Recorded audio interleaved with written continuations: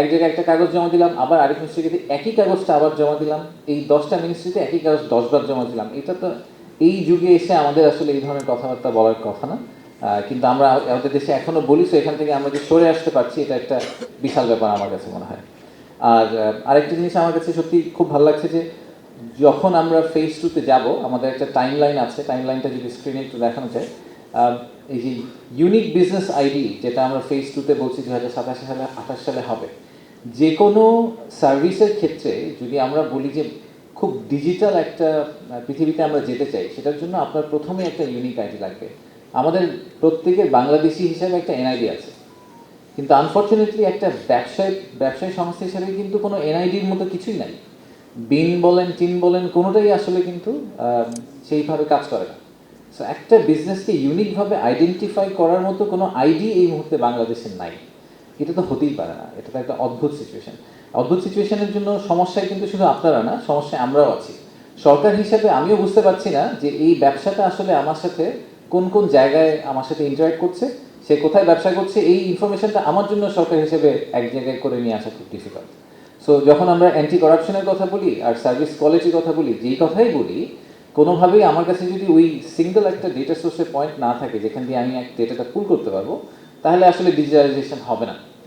তো এই জায়গাটাকে আমাদের যেতেই হবে। তো এই জায়গাটা যাওয়ার রাস্তাটা, এই জার্নিটা শুরু হলো, সেটা একটা বিশাল ব্যাপার।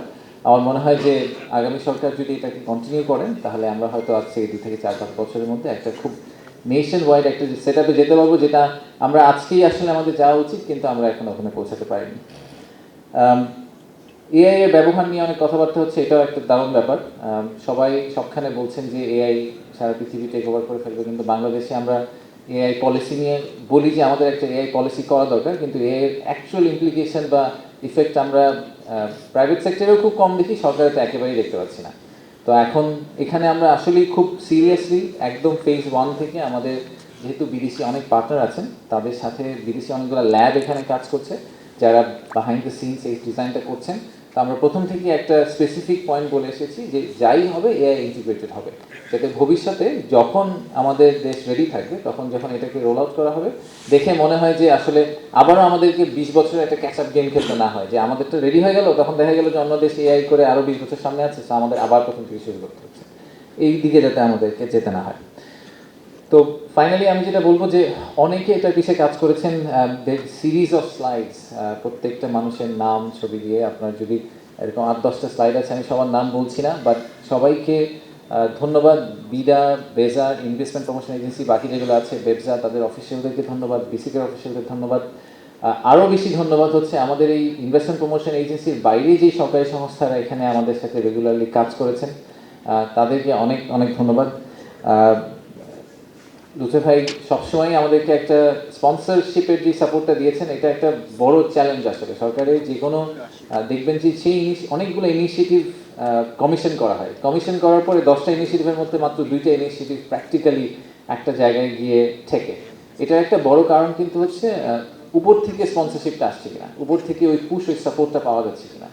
এই ইস্যুতে এবং ইনভেস্টমেন্ট ক্লাবের ইস্যুতে অনেকগুলোতে আমরা ওনার থেকে যে সাপোর্টটা পেয়েছি, সেই সাপোর্টটা না পেলে হয়তো আমরা আজকে এই পর্যন্ত আসতে পারতাম না। সো একদম ওনার থেকে শুরু করে দ্য জুনিয়র মোস্ট মেম্বার যারা এই প্রজেক্টের পিছিয়ে কাজ করেছেন, তাদের সবাইকে অনেক ধন্যবাদ। আর আমাদের এই প্রজেক্টে আসলে আমরা প্রচুর প্রাইভেট সেক্টর থেকে ফিডব্যাক নিয়েছি। সো প্রাইভেট সেক্টরের যারা ছিলেন, অনেক অর্গানাইজেশন, তারা আমাদেরকে ফিডব্যাক দিয়েছেন, তারা আমাদের সাথে বসেছেন, সময় কাটিয়েছেন, একটা আইডিয়া দিয়েছেন যে কোনটা না, এটা হচ্ছে, এটা হচ্ছে না। সো এই ফিডব্যাকটা আমাদের জন্য খুবই খুবই খুবই ইউজফুল ছিল। এবং আমার একটাই রিকোয়েস্ট থাকবে প্রাইভেট সেক্টরের কাছে, এবং একই রিকোয়েস্ট হচ্ছে আমাদের মিডিয়ার যারা সাংবাদিক আছেন তাদের কাছে, যে আপনারা যদি সরকারকে কনসিস্টেন্টলি আসলে একটা অ্যাকাউন্টেবল রাখতে থাকেন এবং সরকারকে পুশ করতে থাকেন যে এটা শুরু হয়েছে, এটাকে আসলে ঠিক জায়গায় নিয়ে যেতে হবে। ইলেকশন আসছে, আমরা ঈদের মতো করে ইলেকশন করবো, it will be a fantastic election and very fair and festive election. ইলেকশনটা হয়ে যাওয়ার পরে তো দেশ তো আর থেমে থাকবে না, নতুন সরকার আসবে। সেই নতুন সরকার যাতে একই গতিতে প্রাইভেট সেক্টরের ফিডব্যাক নিয়ে তারা এটাকে কন্টিনিউ করে যায়, সেটা বাস্তবায়ন করার দায়িত্ব আসলে সবচেয়ে বেশি হচ্ছে প্রাইভেট সেক্টর আর আমাদের মিডিয়ার। ভালো কাজটাকে ভালো বলবো, খারাপ কাজটাকে যাতে আমরা একইভাবে নিন্দা করি, বা যারা ভালো করছেন তাদেরকে যাতে আমরা একইভাবে অ্যাপ্রিসিয়েট করি, তাহলে আসলে ইভেন্চুয়ালি সরকার এবং পলিটিক্যাল আউটফিট যারা পাওয়ারে আসবেন তারা হয়তো মনে করবেন যে এই কাজগুলা সম্পন্ন করা দরকার।